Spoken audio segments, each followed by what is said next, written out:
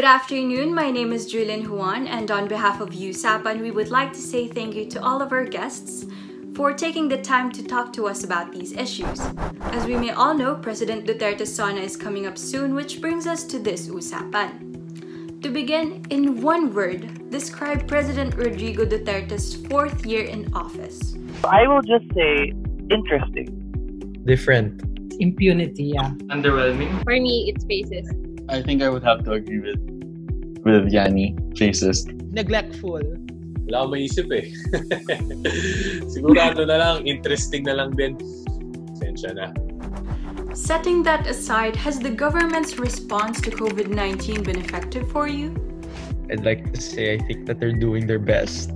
I guess that's what matters during this time, is that we all do our best. So I think it's just more of us as individuals, as Filipinos, to try to make that bigger impact against the virus. So I guess it's more of a teamwork thing. I don't know. Government-wise, I just don't want to say that and point fingers that if they're doing their best, I guess dapat lahat tayo, we should all do our best. For me, gaya ng sinabi niya na parang, yeah, they're doing their best, but hindi siya nagma-manifest. So for me, hindi effective yung response ng government kasi kulang sa transparency and parang nakakalimutan yung mga mahihirap. So it's very anti-poor yung ilang response ng government. That's for me.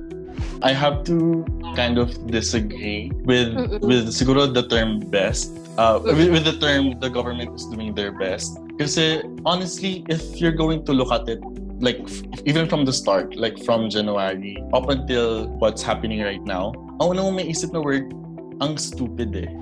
Gusto ko ding susugan yung sinabi ni Yanni na ang anti-poor, na parang kung wala kang kotse at public transport lang naman ang inaasahan mo, paano ka masasabing pasaway na kung meron kang madikitan, kailangan mong sumakay, paano ka sasabihing pasaway pero ginawa mo naman yung lahat. So sa pagbalik doon sa tanong, ginagawa ba ng pamahalaan yung mga kailangan at basic na kailangan gawin? Hindi. Yun lang yung sa akin na siguro wag nating gamitin muna yung best kasi wala pa doon. I don't know, sometimes you just want to wake up in a different country, in a different government, but thousands of people are unemployed. So it's just very disappointing that we're in a very difficult situation under a very difficult government and sobrang mismanagement. I feel that they do misleading statements and they're so fascinated with statistics when instead of statistics, we should be able to know what should be next and where is the coming from, the cluster. Diba? We should have been contact tracing, and that's something we don't even have. Contact tracing, mass testing, and then also lastly, the public's right to know. They have not been able to be transparent about their reports, no? And there's no clear picture talaga sa pandemic situation of the country. I agree with Bailey that maybe the government is doing their best, and I agree also with P or Sir Buendia or everybody else who said in this room that marami mga pagkukulang and sometimes you cannot help but compare. Of course, it's incomparable. Pero nung nauna na po na tayo sa Philippines, tapos yung Thailand, tapos yung Vietnam on how they're doing it successfully, minsan mapapaisip ka, nasan yung level of competence nating mga Pilipino? It's easy to put the blame on government, but at the same time, is it easy to put the blame on us? Alam ko po, this is very sensitive. Socio-economic classes, economic classes. We have it better because we have technology, but what about the poor that don't have any other choice? But at the same time, I agree that transparency should be there, but also a part of that is, I also believe that it all starts from us. If we can, tayong mga blessed, let's face it, somehow we all live in a level of comfort. But I'm hoping also that the government can step up with the government's efforts. It should supplement our part. But yes, I believe that the government needs to lead us to the right direction. But personally, hindi ko naman masyado na nararamdaman. Masasabi ko naman sa sarili ko super privileged ako. Kasi yun, meron akong bahay, meron kaming bahay, tapos meron kaming pagkain na araw-araw. Okay, ineffective siya, pero comfortable pa rin ako. Pero paano naman yung iba? I can't speak for everybody when I say na komportable ako. Kind of depends which government we're talking about. If it's the national government, then no. But if it's local governments, then yes. Local governments have been working day and night throughout this pandemic. Sa part na to, parang kita natin na kapag galing sa tao yung solusyon, this government have to acknowledge na we've been giving proposals since day one. May mga kaso on their part, laging nare-reject yung proposals natin, which is dapat very important sana. We have to implement scientific and pro-people na solutions. So parang I think it's to go back to what I said, that I'd like to believe that the government is doing their best, and because us as individuals, we're doing what we can, finding solutions to what everyone else is saying. Pero yun nga, sana kung kaya natin mga mamamayan na normal lang, na we aren't even there at the status of the government. Those are the people that we look up to because we voted for them as leaders. So parang it's just, they're in the right position to be thinking of solutions for us because we're doing our part trying to survive as literal human beings. So I think it's also up to them to find solutions for all of us din naman. So yeah, thank you. I think more than a health issue, they're using solutions which is very militarized. And siguro para mas madali is ginagawa ng best yung government na to, ng government natin, para mapatagal palalo yung COVID-19 situation. Alala ko nung mga una, April, there was this initiative by DOLE to help out amelioration programs for informal and informal workers, and then eventually they stopped. Kasi hindi na nila kaya. That is from DOLE. Paano pa ito ngayon? So, parang ano lang, sometimes, ako siguro with everything that's been going on, it's all about the trust di ba? Parang make the people trust again. That's why we're having this conversation, is because there's lack of it, di ba? So, I just hope, yun nga, bayanihan, we heal as one, everything. I hope that's not BS, di ba? I hope that kahit paano things will turn out for the good. Bearing these opinions in mind, what do you want to hear from Duterte's State of the Nation address? Maybe he will talk more about COVID in his SONA and what we expect the government to do next and what he expects the citizens to also help. I don't know, I'm just being optimistic. But that's what he said this morning, so maybe that's a clue for SONA. In addition to the COVID, I hope that he will take up the suggestion of the Vice President in that 8-page recommendation on how to solve the COVID. So maybe he could back out and let Lenny take over the COVID situation in our country. I think she has very clear action plans, unlike what we have right now. Mag-resign. Siyempre, I would say na parang in the middle of a pandemic, gusto ko na solutions. I want transparency. Asan yung money? Ano yung future plans? Aside from this misleading statements, kasi it's incompetence on top of another incompetence, na parang everyday you wake up to a statement from government officials na hindi nagbe-make sense, na ayaw mo na lang patulan kasi iniisip mo na nanadya pa ba or sadyang tanga lang, ganito ba nila i-divert yung attention ko, na parang ayaw mo na lang pagtuunan ng pansin. Pero kasi from the past 4 years na alam mo yun, wala na ako i-expect.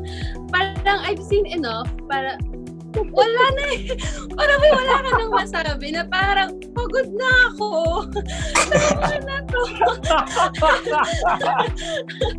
Kasi parang yeah, like lagi na lang ginamit talaga yung crisis to push their own agendas, na lagi na lang police force, lagi na lang violence ang sagot. We need concrete solutions kasi ang nakataya dito is buhay, livelihood. Kung ang pagbabasihan natin ay yung mga midnight address to the nation ni Duterte, hindi na ako manonood ng SONA because I think that doesn't really help my mental health, in all honesty. Na parang pagkatapos kong manood ng mga 2 o 3 address niya in the middle of the night or in the evening, hindi lang ako nakakatulog, hindi lang siya nakakatulong. So, would I watch the SONA? Hindi. But I will watch and I will support all the initiatives that's going to happen in conjunction with the SONA.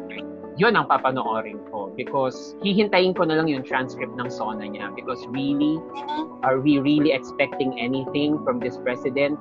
now in his zona? I don't think so. As an optimistic individual of this country, I guess by that time he would have given us certain plans, a blueprint to just show us this is what's gonna happen, what we're gonna do to solve COVID. Enough of the under the table things, of the things to just for their personal engagements and so forth. Just to be optimistic. I hope by that time he goes straight to the point. It's just a 20-minute sauna and not a 5-hour sauna where he talks about his rants and says 100 million putang ina. Yeah, I hope by that time okay na po ang lahat. Or at least mag-improve man lang. Kasi if not, that's another useless 5 hours of our day. Siguro, if I'm going to be optimistic, ang gusto ko mag-resign na si Duterte. Sana talaga, as in, I really do hope. Tama yung sinabi ni Yani. I think the past 4 years was enough to say na kailangan na niya mag-resign. Pero if I'm going to be realistic, I think what I would want to hear from Duterte right now, I think yung pinaka-urgent for me is saan napunta yung trillion na utang. Kasi, ayun nga, ang daming inutang from World Bank and from other international government. Saan siya napunta? And bakit sinasabi ni Duterte every Monday na wala tayong pera? Kung sana ma-address na to ng ayos. Dito nagsistem yung most ng problems natin this situation eh. Siguro, hindi rin realistic yung ina-expect ko na sana mas maging vocal siya regarding dun sa mga issue ng POGO, especially yung utang nila sa taxes. Kasi kung siguro masisingil lang natin yung 50 billion na hindi nila nabayaran, malaki yung tulong noon for other initiatives. Like, pwede siyang makabili ng mga laptops or pwede siyang makatulong dun sa mga PPE, sa mga nangangailangan ng donations or mga nangangailangan ng ayuda. So I'm not even planning to watch it. I'll just wait for MOM from Joseph Moro sa Twitter. Yung summary na lang din ulit. Ayun, kasi alam ko, ma-high blood na naman lang din ako. I share everybody's sentiment that nakaka-high blood din sometimes. Parang maapektuhan ka rin emotionally. I'm kind of biased in this issue. In the ABS-CBN issue, and you've seen the rallies, you've seen the voice of the people, and the real people are being affected. Loss of jobs and families affected. Paano na mag-school yung mga anak? Paano sila mabubuhay araw-araw? As much as I fear for my job, I fear for my colleague's job. I've heard so many, kumbaga, stories na. As in, dami ko na nakita sa newsfeed ko na last day na nila, on August 31. What I don't want to hear, yun muna siguro yung sasagutin ko, ay fake reports, fake numbers, fake statistics. Most importantly, ayoko ng gaslighting. Lahat ng BS, gaya ng pambubuli sa ABS-CBN, sa oligarchs, sa activists, sa opposition. We don't want to hear that. I want to hear yung priority ng government natin, yung sectoral issues sana. Magandang mabigyang highlight sa SONA ngayon is yung what's in store for Filipino workers. Alam nating madaming na layoff, madaming nagsarang businesses. Ano yung plano ng gobyerno sa kanila? Secondly, our OFWs. Ano na ba yung status nila ngayon sa ibang bansa? What is our government doing to ease yung crisis support nilang mga Pilipinong naghahanap buhay sa ibang bansa? Yung mga magsasaka natin, paano sila magdi-deal sa mga susunod na issues, sa susunod na problems na kakaharapin nila on their work? Yung fishermen natin na binubuli, mga dayuhan sa sarili nating dagat. And of course, yung mga POGO, kamusta na ba? Isasara na ba yan? And of course, yung mga lumulobo nating utang, asan na ba? The transcription is a lot better kasi wala siyang tono when we hear our president talk kasi it's very monotonous at saka usually it's very informal ang dating. So, I want to, like everyone said, transparency. That's pretty much obvious and something that we all want. I want to expect lang na humility. I don't know, kasi when we're talking about it, it's so funny kasi I don't think there's anyone, I hope there's no one left here in the Philippines who thinks this circus is worth entertaining anymore. And that goes for anywhere in the world, in America, in the UK, we've seen that. I think it's time to, kick him out. That's it. I want to hear from him the truth. And nothing but the truth, but knowing him, he'll probably twist it to his favor. Sana naman maging comprehensible, di kagaya ng mga addresses niya, yung mga addresses na 1 AM na nagaganap, mga addresses na sobrang overdue, Asan yung coordination? Asan yung competency? Yun na lang eh, maging competent na lang eh. SONA, State of the Nation Address, once a year lang to. Ito yung pinaka-importanting address. Ang dami pang sakop, social, economical, health. Basta, ang daming pwedeng sabihin sa SONA. Ang daming pwedeng plano. Sana naman ayusin nila.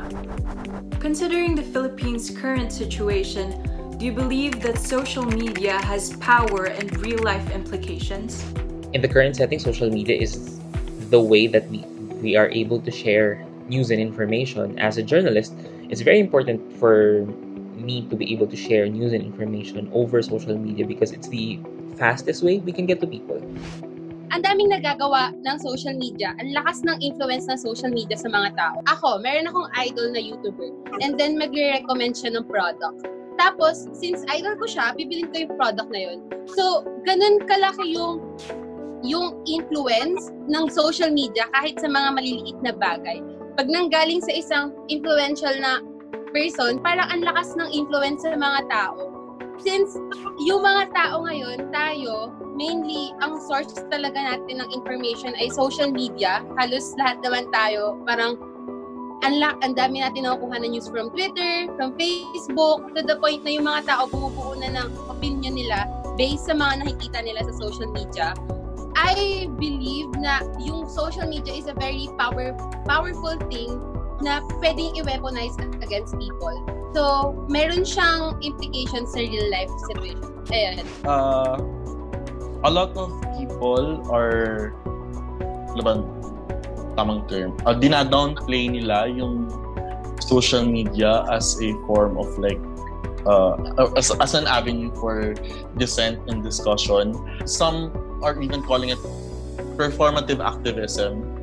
And although naniniwala ako na there are a lot of things we can do aside from just posting sa social media, hindi natin pwede ma-discredit yung power ng social media and how it can actually raise, again, discussion and awareness. Powerful ang social media, yes, pero hindi end-all, be-all ang social media when it comes to collective action or like unifying people in terms of these very dividing social issues. Well, I was born in 1986, so naabutan kong wala pa masyado ang social media.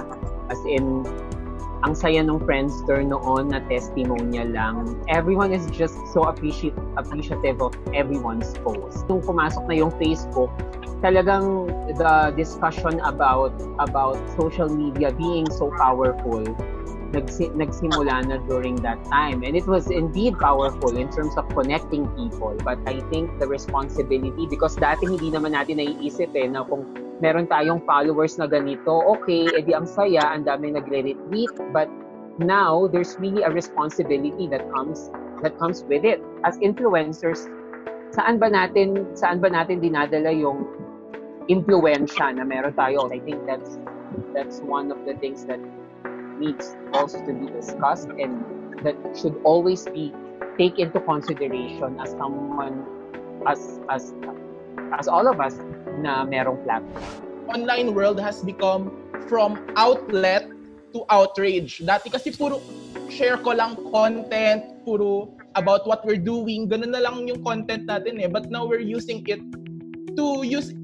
as a platform for things na bigger than ourselves. Very visible nga to, lalo na sa first months ng quarantine. We've seen how groups innovated to use online as a platform for online rallies, for creating memes, creating political pages to voice out dissent. So I think the best thing na meron sa social media ngayon is it's a good platform to practice checks and balances. Kasi we hold people accountable Peddlers of fake news, politicians, people, celebrities with problematic opinions. Nako-call out natin sila. Social media yung parang pinaka main outlet na ng generation ngayon. So, information is both helpful and dangerous. Social media na yung parang main medium na main medium na na-inform yung mga tao. Information is everything nowadays. Tapos, ayun nga, di ba nga meron sobrang daming nagsa-circulate na fake news, ganun. Kailangan matuto tayo na, mag-fact check yun, mag-fact check. Hindi yung lumabas lang sa feed natin. For you, what can the community do to protect itself from threats such as online hatred and misinformation? Kailangan lang natin maging very unified towards educating people in social media about their responsibility in using social media platforms. When there is somebody attacks you, don't go to their level, be above them. Let's follow people who share credible information. I think siguro yun yung pinakamadali na gawin ngayon. Follow people who share credible information kasi let's admit it, kahit tayo na no matter how we despise fake news, sometimes we fall victim na-share natin or hindi natin namalayan outdated pala yung news article na nabasa natin. One way or another, information yung pag-share ng outdated na news, we have to be careful din sa mga sarili natin sa pag-share ng information, sa mga informasyon na binabasa natin. I'm looking at it from in perspective na sa sarili mo na rin yan Like you really have integrity and you have yourself and you know who you are and you know what you're standing for and you know why your purpose and you know what you went through to be here. That's your shield of armor. That's how you need to protect yourself, is knowing exactly who you are and what you're doing and what your purpose is. Choose your battles wisely. If ang hate na nakuha mo is from a troll or an anonymous account and hindi constructive, better na wag mo na lang talagang tignan. Meron tayong options, diba? You can block people. Sana mas ma-realize ng tao yung feature na yon. We can use it to our advantage. And then, para naman sa misinformation, fact check always. Kailangan matuto ng mga tao, kilalanin kung ano yung mga credible sources of information.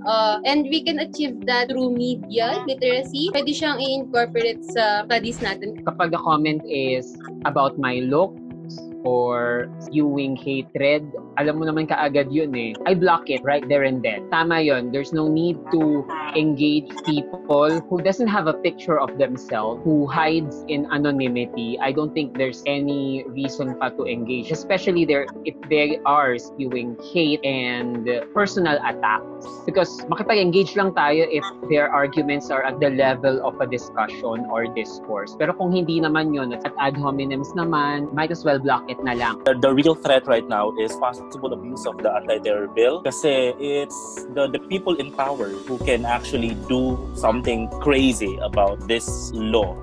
They can spy on you without you knowing it. They can just issue you subpoena. You really have to be careful with the things that you put out on social media right now. I agree with Tina. Be careful with the people that you confirm or add because sometimes they just want to get to know you more or get more access to your private life. One tip I've seen on Twitter is to encourage your parents, your family, and your friends to dislike and unfollow pages that spread hatred and disinformation. It's more accessible to us because we follow these accounts.